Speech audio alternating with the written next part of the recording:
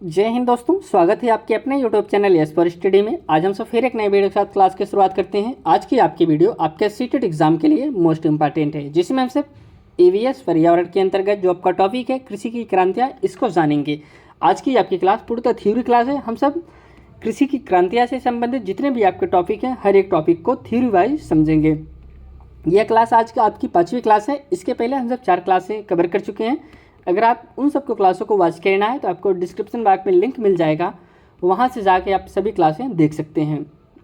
दोस्तों, अगर आपको कंप्लीट सीडीपी क्लासें देखना है या फिर कंप्लीट संस्कृत की क्लासें देखना है, सभी क्लासें आपको डिस्क्रिप्शन बॉक्स में सीटेट में जितने भी सब्जेक्ट हैं, सभी सब्जेक्ट की क्लासें आपको डिस्क्रिप्शन बॉक्स में लिंक मिल जाएगा, वहाँ से जाके सभी क्लासें आप वॉच कर सकते हैं।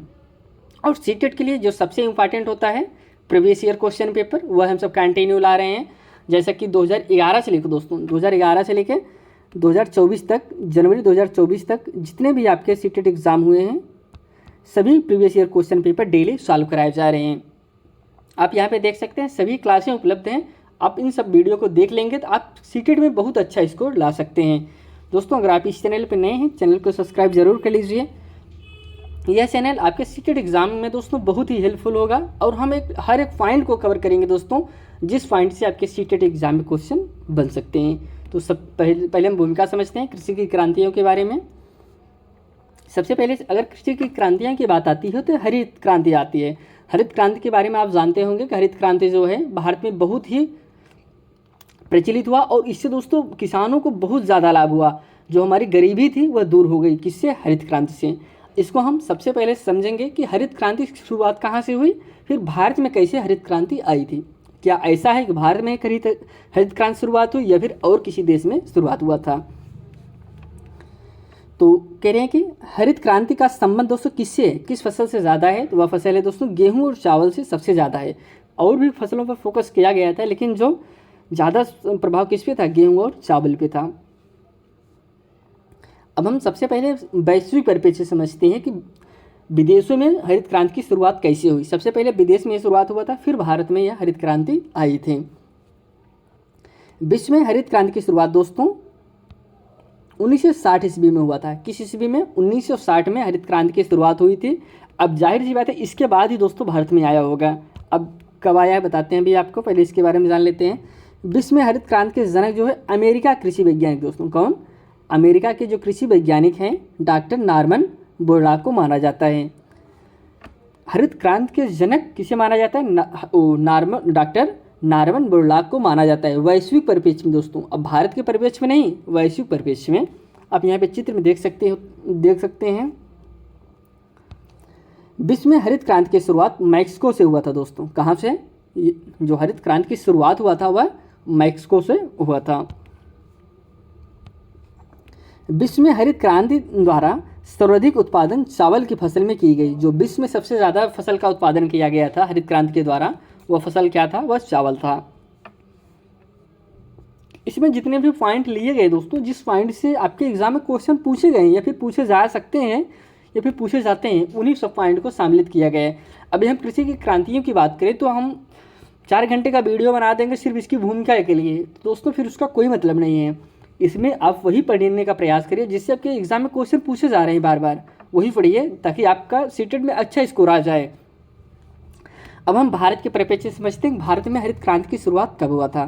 भारत में जो हरित क्रांति की शुरुआत हुआ था दोस्तों वह 1966-67 में हुआ था। भारत में हरित क्रांति के जनक भारतीय कृषि वैज्ञानिक दोस्तों। कौन? भारतीय कृषि वैज्ञानिक एम.एस. स्वामीनाथन को माना जाता है। जैसा कि अभी जल्द ही भारत रत्न से भी एम.एस. स्वामीनाथन को सम्मानित किया गया है, इसको भी आप जानते रहिए। वह जो है कि हरित क्रांति के जनक के रूप में जाने जाते हैं भारत में। ये चित्र में आप देख सकते हैं एम.एस. स्वामीनाथन को। भारत में हरित क्रांति की शुरुआत पंतनगर कृषि विश्वविद्यालय उत्तराखंड से हुआ था दोस्तों। जो हरित क्रांति की शुरुआत हुई कहाँ से हुआ था? पंतनगर कृषि विश्वविद्यालय था, जो कि कहाँ पे स्थित था? उत्तराखंड था, वहाँ से शुरू हुआ था। लेकिन इसका प्रयोग कहाँ पे किया गया था? वह पंजाब में किया गया था। भारत में हरित क्रांति द्वारा सर्वाधिक उत्पादन गेहूं की फसल में दर्ज किया गया। अब देखिए वैश्विक परिप्रेक्ष्य में जो हुआ था चावल पे हुआ था, लेकिन भारत में सबसे ज़्यादा क्या पैदा हुआ था? गेहूं पैदा हुआ था। दोस्तों आप अंदाज़ा नहीं लगा सकते हैं, यह क्रांति आने के बाद इतना ज़्यादा गेहूँ पैदा हो गया था कि सरकार के पास रखने का जगह नहीं था कि वह रखे कहाँ जाए। आगे हम अभी आपको इसके बारे में बहुत विस्तारपूर्वक से समझाते हैं। भारत की लगभग 2/3 जनसंख्या कृषि पर आधारित है। जैसे कि आपको पता होगा, भारत की जो जनसंख्या है ज़्यादा से ज़्यादा 3 हिस्सा जनसंख्या वह कृषि पर ही निर्भर रहती है।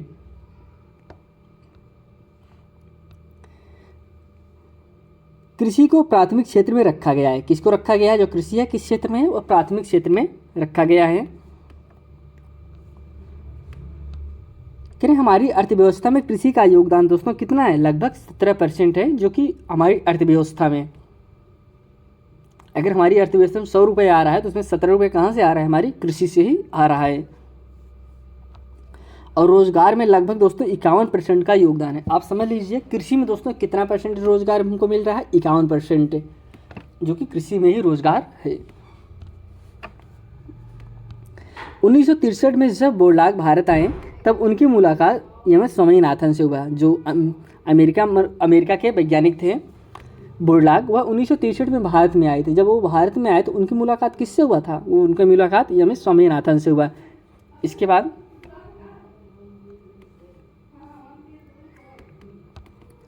1965 में भारत की कृषि क्रांति श्री सुब्रमण्यम ने गेहूं की नई किस्म के 18,000 टन बीज को आयात किया। दोस्तों किसने किया था? वो उसमें 1965 में कृषि मंत्री थे। कौन? सी सुब्रमण्यम। गेहूं की उन्होंने 18,000 टन, दोस्तों कितना? 18,000 टन नए बीज मंगवाए थे। इसकी जानकारी किसानों को दी गई। जाहिर सी बात है, अगर इतना ज़्यादा बीज आ रहा है तो जब तक किसान इसको जानेंगे नहीं तब तक वह बोएंगे ही नहीं। अभी तक तो हमारे यहाँ कोई धान गेहूँ बोता ही नहीं था, क्योंकि उनको लगता था कि इसमें पैदा ही नहीं होगा, हमारा क्या नुकसान होगा। तो इसके बारे में जानकारी दी गई, किसानों को जानकारी दी गई और गारंटी भी दी गई। किसानों को यह गारंटी दी गई, सरकार ने दिया, आप बोइए, अगर आपका नुकसान होता है तो उसका हर्जाना सरकार देगी। सिंचाई के लिए नहरें बनाएगी। दोस्तों जाहिर सी बात है, अगर गेहूँ इतना ज़्यादा बोया जा रहा है तो फिर उसे सींचने के लिए भी व्यवस्था करना पड़ेगा। ऐसा तो है नहीं हम किसानों को दे दें बीज, किसान बोएं और उसे सिंचाई के लिए पर्याप्त साधन न मिल पाए, दवाई न मिल पाए, तो फिर कैसे पैदा ही नहीं होगा, नुकसान होगा। किसानों के दामों की गारंटी दी गई। वही चीज़ किसानों को भरोसा दिया गया, आप बोइए, आपका नुकसान होगा, पैसा सरकार देगी। अनाज को सुरक्षित रखने के लिए गोदाम भी बनाए गए। अगर हम इतना ज़्यादा तैयारी कर रहे हैं तो उसे अनाज जो होगा उसे रखने के लिए भी व्यवस्था करना पड़ेगा। ऐसा तो है नहीं बाहर रख देंगे। गोदाम भी बनाए गए, अगर अनाज पैदा होगा तो इसको हम यहाँ पे रखेंगे। इतना पैदा हुआ कि सरकार के पास रखने की जगह कम पड़ेगी। आप समझ लीजिए दोस्तों कि इतना ज़्यादा पैदा हुआ कि सरकार के पास जगह ही नहीं रह गई कहाँ पे रखा जाए, क्योंकि गोदाम एक लिमिटेड बनाया गया था कि अंदाजा लगाया गया था यही इतना पैदा होगा, इतना हम इस गोदाम में रख सकते हैं। लेकिन जब पैदा हुआ आकलन से बहुत ज़्यादा निकला। अब हम भारत की कृषियों की बात करते हैं। भारत में तमाम प्रकार की कृषियाँ होती हैं, जैसे आप सबको पता होगा, लेकिन एक मिनट, हाँ, भारत के कुल क्षेत्र के 51% भाग पर खेती होती है। दोस्तों जितना भारत का भूभाग है उसके 51% भाग पर खेती होती है, 4% भाग पर चारागाह है, 21% भूमि पर वन है, 24% भूमि दोस्तों बंजर तथा बिना उपयोग की भूमि है। आप समझ सकते हैं कि 100% में सिर्फ हम सब 51% पे ही खेती करते हैं, बाकी हमारी ज़मीन जो है 21% पे वन है, 4% पे चारागाह है और 24% ऐसी भूमि है जो कि बंजर पड़ी हुई है। कृषि भारतीय अर्थव्यवस्था की रीढ़ कहा जाता है। कृषि को दोस्तों, जो भारत की अर्थव्यवस्था है उसकी रीढ़ कहा जाता है किसे? कृषि को।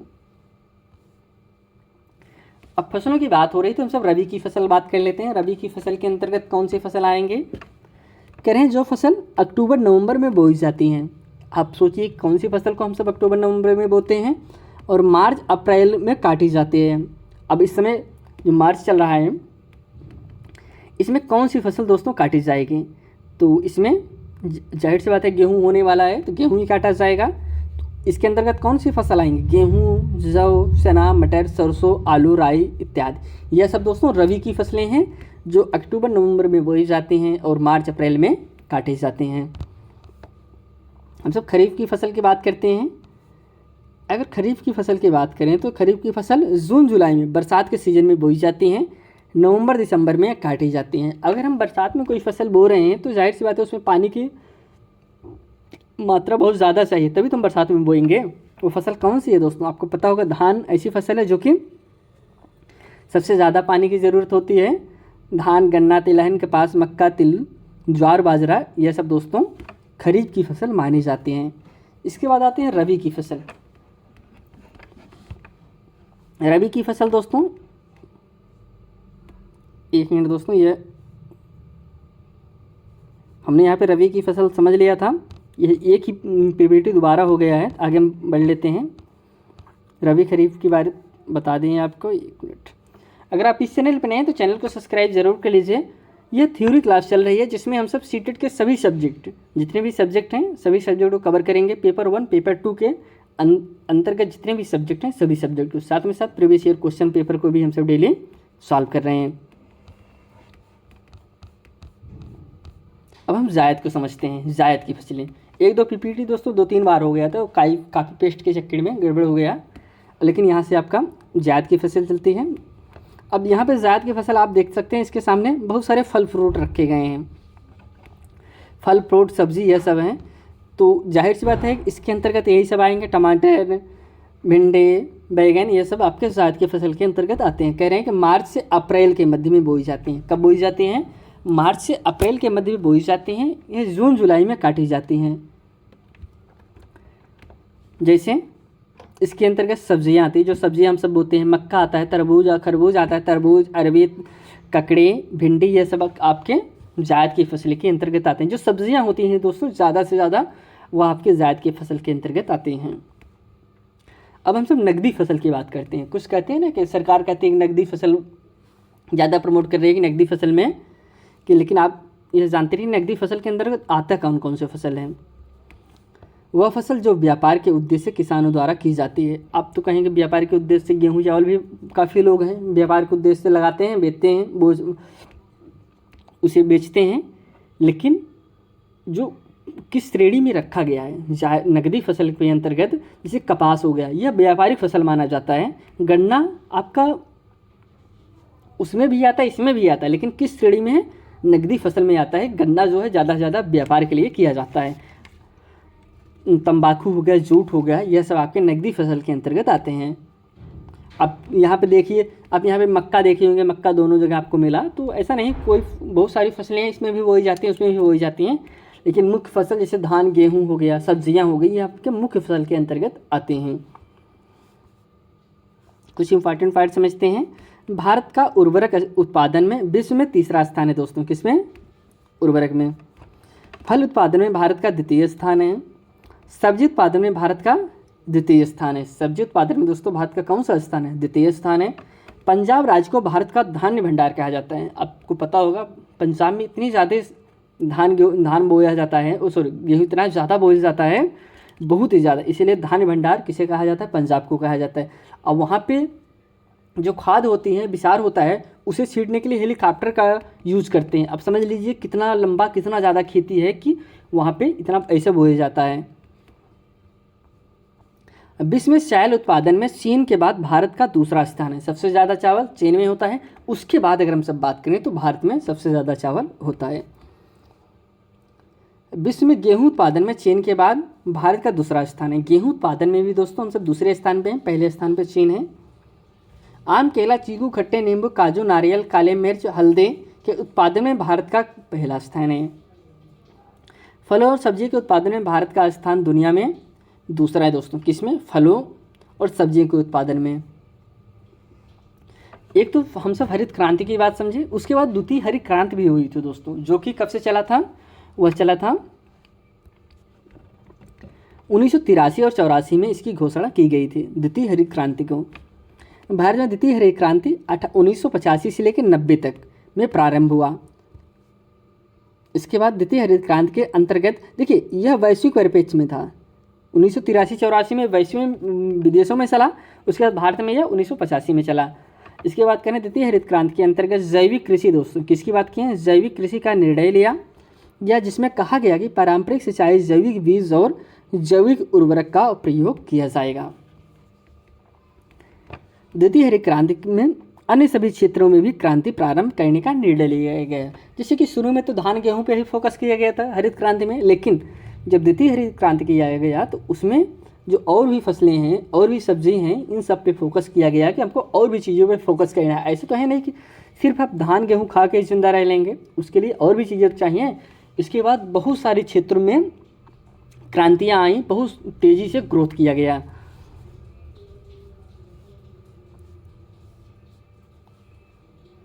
द्वितीय हरित क्रांति को पुनर्जीवित करने का कार्य 1991 में इसमें में डॉक्टर मनमोहन जी द्वारा किया गया था। द्वितीय हरित क्रांति में तकनीकी का समावेश 2006 ईस्वी में डॉक्टर APJ अब्दुल कलाम के द्वारा किया गया था।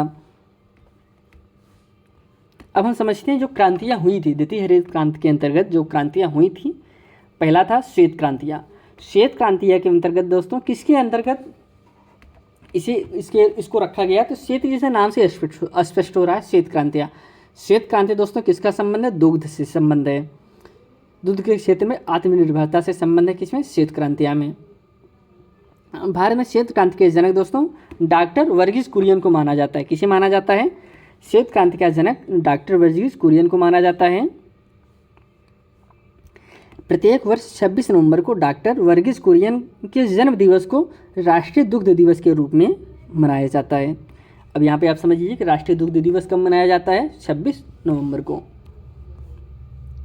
इसे ऑपरेशन फ्लड के नाम से भी जाना जाता है। एग्जाम में आपके ऑपरेशन फ्लड ही पूछता है। ऑपरेशन फ्लड तो आप जानते रहे श्वेत क्रांति को, जिसमें दूध का उत्पादन पे फोकस किया गया था। विश्व में दूध उत्पादन में भारत का स्थान प्रथम है, दूसरे स्थान पर अमेरिका है। दूध उत्पादन में भारत का प्रथम स्थान है, जैसे पहले बताएं आपको। इसके बाद आती है नीली क्रांतियाँ दोस्तों। अब नीली क्रांतियाँ की अगर हम सब बात करें तो इसका संबंध समुद्र के उत्पादन और मछली पालन से है। नीली क्रांति किससे संबंधित है? समुद्र उत्पादन और मछली पालन से है। तो ज़्यादा से ज़्यादा मछली पालन ही फोकस रहता है। भारत में इस क्रांति के जनक अरुण कृष्णन और हीरालाल चौधरी को माने जाते हैं। किसकी? नीली क्रांति के। विश्व भर में वर्तमान में मत्स्य उत्पादन 50 मिलियन टन पहुंच गया दोस्तों। कितना? विश्व भर में वर्तमान समय में मत्स्य पालन जो है मत्स्य उत्पादन 50 मिलियन टन पहुंच गया है, जो कि 1950 में केवल 2 मिलियन टन था। आप समझ लीजिए नीली क्रांति आने के बाद कितना बड़ा भूचाल आया। जो पहले 2 मिलियन टन था वह 50 मिलियन टन पहुंच गया। भारतीय मत्स्य पालन क्षेत्र जो 50 वर्ष पहले, अब भारत की बात करें, जो 50 वर्ष पहले केवल 60,000 टन था मछली उत्पादन करता था, अब जो है 4.7 मिलियन टन का उत्पादन करने लगा। जो भारत पहले दोस्तों 50 वर्ष पहले केवल 60,000 टन मछली उत्पादन करता था, लेकिन अब जो है 4.7 मिलियन टन उत्पादन करने लगा। मछली उत्पादन में भारत का दूसरा स्थान है, पहले स्थान पर चीन है। अब पीली क्रांति की बात करते हैं। जिसे पीली क्रांति का नाम से स्पष्ट हो रहा है, पीली क्रांति तिलहन उत्पादन में आत्मनिर्भरता से है। इस पर किस पे फोकस किया गया? तिलहन उत्पादन पे। भारत में इस क्रांति के जनक सैम पित्रोदा को माना जाता है। पीली क्रांति के जनक किसे माना जाता है? सैम पित्रोदा को। भारत में तिलहन उत्पादन विश्व में तीसरा स्थान है दोस्तों। लाल क्रांति की बात करें तो भारत में लाल क्रांति का संबंध टमाटर उत्पादन मांस उत्पादन से है। लाल क्रांति किससे संबंधित है? मांस उत्पादन से है, टमाटर उत्पादन से है। इसके जनक विशाल तिवारी माने जाते हैं। किसके? लाल क्रांति के। भारत में दुनिया के 5वें नंबर का मांस निर्यातक है दोस्तों। भारत जो है दुनिया का 5वें नंबर पर आता है, जो कि मांस निर्यातक देश है। भारत टमाटर उत्पादन में दूसरे स्थान पर है। टमाटर में दूसरे स्थान पर है, मांस में 5वें नंबर पर आता है, जो कि निर्यातक देश है। हम सब और भी क्रांतियों के बाद समझते हैं जो कि एग्ज़ाम में आपके पूछे जाते हैं। ज़्यादा से ज़्यादा जो भी आपको हमने बताया क्वेश्चन उसी से ज़्यादा पूछे जाते हैं, लेकिन और भी क्रांतियाँ बता देते हैं। जैसे गुलाबी क्रांति। गुलाबी क्रांति प्याज उत्पादन, झींगा मछली पालन से है। गोल क्रांति दोस्तों किससे संबंधित है? आलू उत्पादन से है।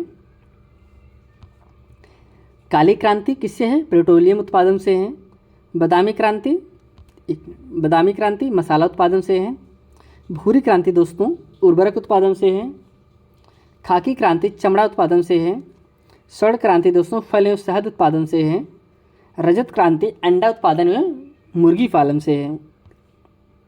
यह रजत उत्पादन आप नोट डाउन कर लीजिएगा, ये इस एग्जाम में क्वेश्चन पूछे गए हैं आपके सीटेट में। ग्रीन बोल्ड क्रांति जो है दोस्तों किससे संबंधित है? चाय उत्पादन से है। हरित सेना क्रांति बांस उत्पादन से है। स्वर्ण रेशा क्रांति कपास उत्पादन से है। फाइबर क्रांति दोस्तों किससे? जूट उत्पादन से है। अब हम कुछ कृषि वैज्ञानिक के प्रमुख शाखाओं की बात कर लेते हैं, इससे भी क्वेश्चन पूछे गए हैं। एग्रीकल्चर साइंसेस, एपीकल्चर दोस्तों, एपीकल्चर किससे संबंधित है? मधुमक्खी पालन एवं शहद उत्पादन से है। इसे हम क्या कहते हैं? एपीकल्चर के नाम से जानते हैं। इसके बाद आर्बोरिकल्चर विशेष प्रकार के वृक्षों तथा झाड़ियों के कृषि से संबंधित है। इसके बाद आता है फ्लोरिकल्चर, फ्लोरिकल्चर किससे संबंधित है? व्यापारिक स्तर पर फूलों का उत्पादन से है। कौन सा कल्चर? फ्लोरिकल्चर। हार्सिकल्चर व्यापारिक स्तर पर यातायात के लिए घोड़ों एवं खच्चर के पालन से है। मेरिकल्चर समुद्र जीवों की कृषि से है। पीसीकल्चर दोस्तों किससे संबंधित है? मछली पालन से है। सिल्वीकल्चर वन संरक्षण से है। सेरिकल्चर रेशम कीट पालन से है। वर्मीकल्चर केचुआ पालन से है दोस्तों। विटीकल्चर अंगूर उत्पादन से है। ओलिकल्चर जैतून की कृषि से है। यहाँ पे आज हम सब दोस्तों जो आपके कृषि की क्रांतियाँ थी उनसे संबंधित जो पॉइंट थे उसको कवर किए। दोस्तों अगर आपको यह वीडियो अच्छा लग रहा है दोस्तों तो चैनल को सब्सक्राइब जरूर कर लीजिए। आप सपोर्ट करेंगे तभी हम आप सबके लिए और अच्छे से वीडियो ला पाएंगे। इसमें हम सब सीटेट में जितने भी पॉइंट आपके पॉइंट से क्वेश्चन पूछे गए हैं दोस्तों, हर एक पॉइंट को हम सब कवर कराएंगे। ऐसा कोई पॉइंट नहीं बचेगा जो ना कवर कराया जाए। साथ में साथ प्रीवियस ईयर क्वेश्चन पेपर भी हम सब आपको डेली सॉल्व कराएंगे। तो यह वीडियो यहीं समाप्त करते हैं दोस्तों। आपसे हम फिर एक नई वीडियो में मिलेंगे। तब तक के लिए दोस्तों धन्यवाद।